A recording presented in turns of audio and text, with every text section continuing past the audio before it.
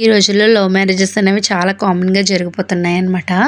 అప్పట్లో అయితే ఎక్కడో వినేవాళ్ళం. ఈ లవ్ మ్యారేజెస్ కానీ అమ్మాయి వెళ్ళిపోయిందనేది చాలా విచిత్రంగా అయితే ఉండేది. ఇప్పుడైతే ప్రతి దిక్కున, ప్రతి చోట ఎవరి నోటంట విన్నా ఇవే మాటలైతే జరుగుతున్నాయన్నమాట. స్టోరీలోకైతే వెళ్ళిపోతే 10థ్ క్లాస్ అయితే చదివిందనమాట అమ్మాయి. ఎంతో గారాబంగా చూసుకున్నారు. ఇద్దరు అమ్మాయిలనమాట. ఇద్దరు అమ్మాయిల్లో పెద్ద పాప అనమాట తిను. చాలా బాగా చదువుకుంది.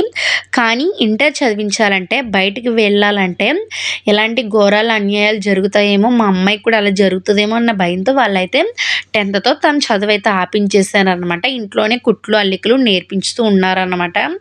ఉన్న సమయంలో అమ్మాయి ఒకరోజు నైట్ కనిపించకుండా అయితే వెళ్ళిపోయిందనమాట. వెళ్ళిపోయిన అమ్మాయి బయట చెప్పుకుంటే పరువు పోతుందేమో అని ఇదితో చెప్పలేదనమాట. అమ్మాయి వేరే అబ్బాయిని పెళ్లి చేసుకుందన్న విషయం ఇంట్లో తల్లిదండ్రులకైతే తెలిసిందనమాట. తెలిసి పోలీస్ కేసులు అయ్యింది. చాలా గొడవలు అయితే జరిగాయన్నమాట. అటు అబ్బాయి తరపులు సంబంధం లేదన్నారు. ఇటు అమ్మాయి తరపు వాళ్ళు కూడా మాకు సంబంధం లేదని చెప్పేసి అయితే వెళ్ళిపోయారన్నమాట. వెళ్ళిపోయిన 2 రోజులకి 3 రోజులైతే అమ్మాయి, అబ్బాయి కూడా చాలా బాగున్నారు. బాగున్న తర్వాత 2 రోజులకి నేను ఒక పని చూసుకొని వస్తాను, మనం బ్రతకాలి కదా అని చెప్పేసి అయితే వెళ్ళాడనమాట. వెళ్ళిన తను సాయంత్రానికే నువ్వంటే ఇష్టం లేదు, నేను ఇంకొక అమ్మాయిని ప్రేమించాను ఆల్రెడీ, నేను ఈ అమ్మాయిని పెళ్లి చేసుకుంటానని అయితే చెప్పి అమ్మాయిని పెళ్లి చేసుకుని అయితే వచ్చాడనమాట. ఇది ఎంతవరకు అన్యాయం తెలుసా? చాలా అంటే చాలా అన్యాయం అనమాట. అమ్మాయి మోసపోయింది. అలాగే ఇంకొక అమ్మాయిని కూడా పెళ్లి చేసుకొని వచ్చాడు. ఆ అమ్మాయి కూడా మోసపోయినట్లే కదా! జరగగానే ఈ అమ్మాయికి ఏం చేయాలో కూడా తోచలేదు. అటు అమ్మగారింటికి వెళ్ళలేదు, ఎటూ వెళ్ళలేదు.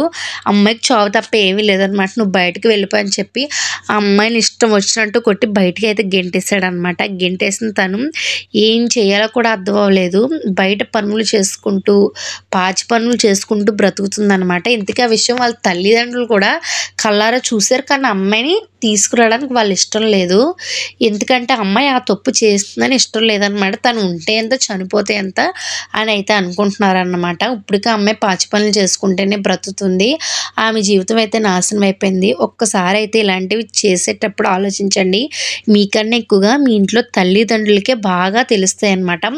ఒకవేళ మీరు ఎవరినైనా ప్రేమిస్తే ఇంట్లో ఒప్పించి పెళ్లి చేసుకోండి. లేకపోతే వారు మీకు మన తల్లిదండ్రులకి మన గురించి వాళ్ళకి తెలిసినంతగా మనకే తెలియదన్నమాట. వాళ్ళు మనకి పెళ్లి చేశారంటే మంచి సంబంధమే, మనం బాగోవాలనే చేస్తారు కదా! ఒకసారి అలాగా మీరు ఇష్టపడేటప్పుడు ఒకసారి ఆలోచించుకొని నిర్ణయాలు తీసుకోండి. ఇలాంటివి ఎప్పుడూ చేయకూడదన్నమాట. అలాగే తల్లిదండ్రుల విషయానికొస్తే మీ అమ్మాయి చేసింది తప్పే. కానీ అందరూ వదిలేస్తే అమ్మాయి అనేది చనిపోతుంది కదా!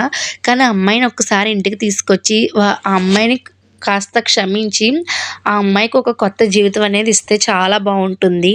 ఆ అమ్మాయి ఏ టైంలో ఏం చేసుకుంటుందో కూడా తెలీదన్నమాట. ఎందుకంటే వారు చేసింది తప్పే. ఆ తప్పుని క్షమించే గుణం కూడా మనకు ఉండాలి కదా!